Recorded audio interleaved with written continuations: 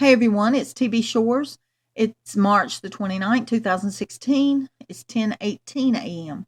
We left off in the last video talking about Matthew 25:6, where it speaks about the midnight cry. It says, "And at midnight there was a cry made." Remember, we were talking about, "Behold, the bridegroom cometh, go ye out to meet him." So this behold, this word behold, is drawing our attention to something. Now, like I said before, at the end of the last video, this is not someone crying out the words, "The bridegroom cometh, go ye out to meet him." It's about what's happening with this midnight cry. And it draws our attention to the fact that the bridegroom cometh, go ye out to meet him. And the reason I say that is what we learn from the word cry.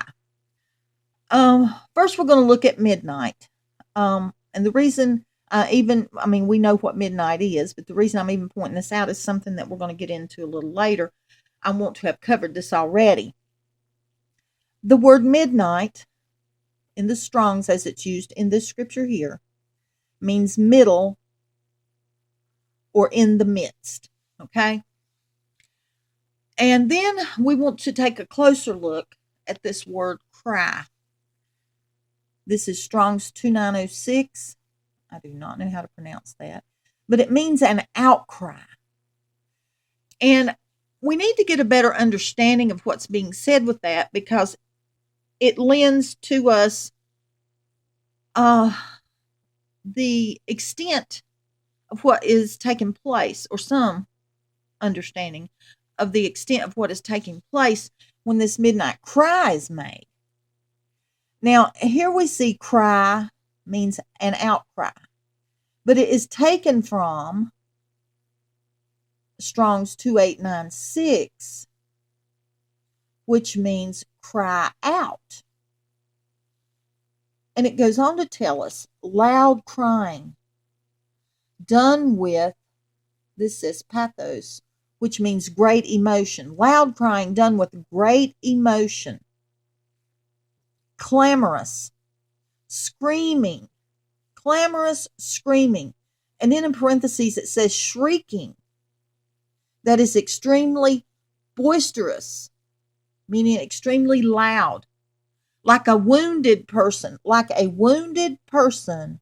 emitting unearthly, non-human types of sounds. So from this, we can understand that there has something taken place that has caused a loud crying of great emotion, even screaming and shrieking that is loud, like as a person is wounded, to the point they are emitting sounds that don't even sound human. So that tells us there has something happened here that is extremely devastating. And we're going to look at this a little bit deeper after we get done with this study of the wise and the foolish, because where we are going with this gives us understanding of what is taking place here. But that is like getting into a branch off study of this, and I don't want to do that at this point.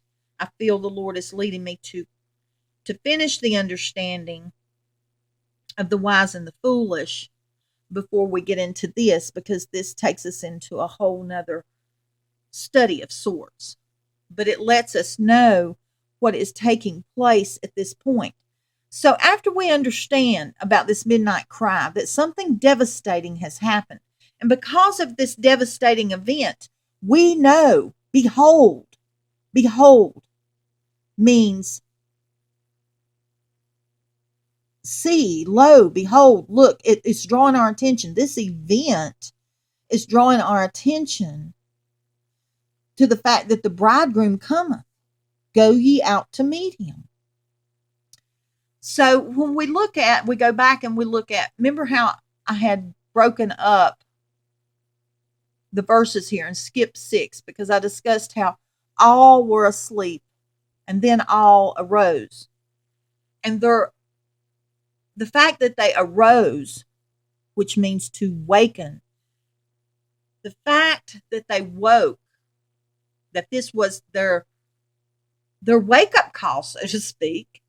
But it's not just about the typical, as I stated before, type of spiritual sleep we talk about. The reason I say that is because it keeps using the word all. And we see that up here, right there it is. All slumbered and slept. And we learned that slumbered and slept give us different degrees of understanding of levels of sleep. One is to nod off or to fall asleep. The other is to have been asleep already. So we see that is telling us about different levels of spiritual sleep. But then they all arose, which tells us that when this event took place, it affected all of them to the point that they woke to something. They arose to waken. It was, again, for lack of a better phrase, a wake-up call. But it was a spiritual wake-up call. And I believe that through this event here, we see a level of a spiritual awakening that has never took place before. This event signifies that something devastating has taken place. We learn that from the word cry. We see that it is about a loud crying done with great emotion, clamorous screaming, shrieking that is extremely boisterous or loud, like a wounded person emitting unearthly, non-human types of sounds. So this has devastated people to the point to where they are groaning to the point they don't even sound human. It is a deep, emotional, devastating event that has taken place.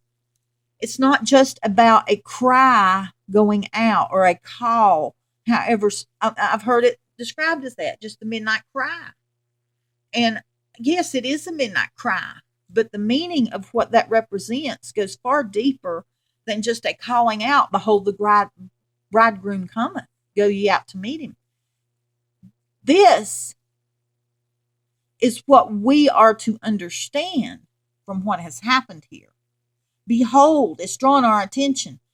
The event has drawn our attention to what follows, which is the coming of the bridegroom. Because down here we learn, behold, which especially calls attention to what follows it. So we get the midnight cry, and then we get the word behold. So it's saying, look, behold, see. This event is calling our attention to the fact that the bridegroom cometh. Go ye out to meet him. So when we get down to verse 7 and we see, then all those virgins arose, they woke. It's about them waking, okay? And they knew they had to trim their lamps. But not all were ready for that, okay? Because we know that the foolish did not have enough oil. How do we know that? Because verse 8 says, and the foolish said unto the wise, give us of your oil, for our lamps are gone out. And when I dug into the word gone out, we can see gone out is to extinguish, to go out or quench. This takes us back to the understanding that we got when we did the study, when the Lord showed us how it was all about the oil. And we were taken to scripture that showed us it was about olive oil and what this olive oil was. Let's just back up to that right here. It was in Exodus 27:20 and Leviticus 24:2, where we learned what was so special about this oil is that It's to be true, pure oil, olive beaten for the light, to cause the lamp to burn always and continually. And that is the significance about this oil. And the foolish did not have this oil. And it goes back to the fact that they weren't prepared. And it takes us back to this word continuity. Because we learned from looking up to burn always and to burn continually meant continuity. I think I said that. Which is about the quality of something that does not stop or change as time passes. So the wise, they had that pure beaten olive oil that burnt always, okay? The kind that would burn always, to where their flame wouldn't go out, okay? But the foolish, they were not prepared. They didn't have their oil. Their lamps went out. Their lamps are gone out because they did not have that oil. And the difference is, of course, as we discussed before, it's about the consistency and the diligence of the wise. That is another reason why I say this is talking when it says they all slumbered and slept. As we know that the wise had already obtained the kind of oil that they needed. They had it when the time come to waken, okay? They had their oil when the time came to waken, but the foolish did not.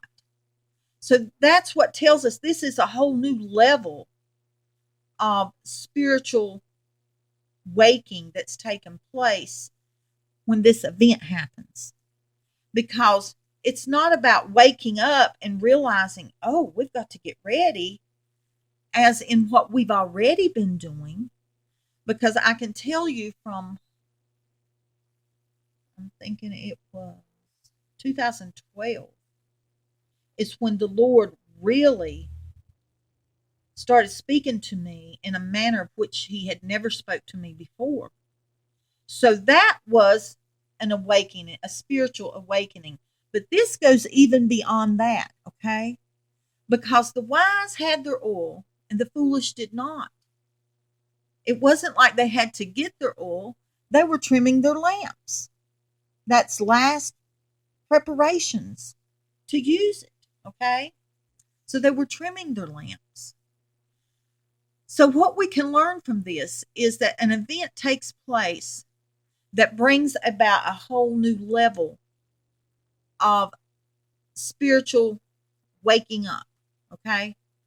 Beyond what we have seen at this point. Because it is because they were already awake to some degree that they were even able to have, the wise were even able to have this oil that was needed. Because we see up here, go back there, in verse 3, it says, the foolish took their lamps and took no oil. So even back in verse 3, the foolish are taking their lamps, but they don't have any oil. But the wise took oil, okay?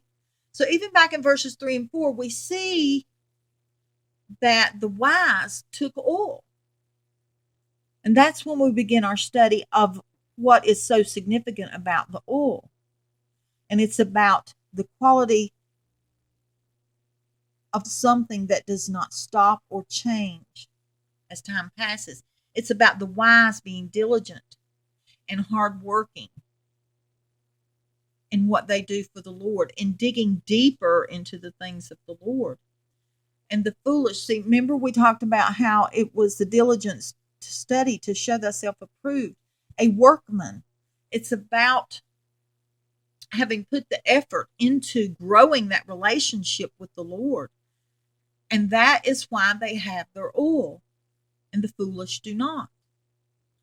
So I hope that this helps to convey the message that I'm trying to get across here with this, where they were all they all slumbered and slept, meaning different degrees of spiritual, being spiritually asleep. Because even now, even though those of the wise, they have their oil, there is still another level in the spirit that they have yet to come to. And that is going to be when the transformation takes place. And I believe the event that takes place here is where we see that come into play. I just want to reiterate here about, let me see here. The foolish said unto the wise, give us of your oil. See, that relationship with the Lord is not something that you can pull from someone else. You've got to seek it for yourself. That's why the foolish did not have oil, because they had not sought that deeper relationship, and they had not obtained that pure, beaten olive oil that's needed for their light to burn always. Okay? That's the significance of the oil. And the foolish had not grown that relationship with the Lord. Of course, we know that to be the case from what we see in Matthew 25:12, where the Lord tells them, the bridegroom says, I know you not. He says that to the foolish virgins. I'm going to cut this off right here and pick up when I come back. I love y'all. Bye-bye.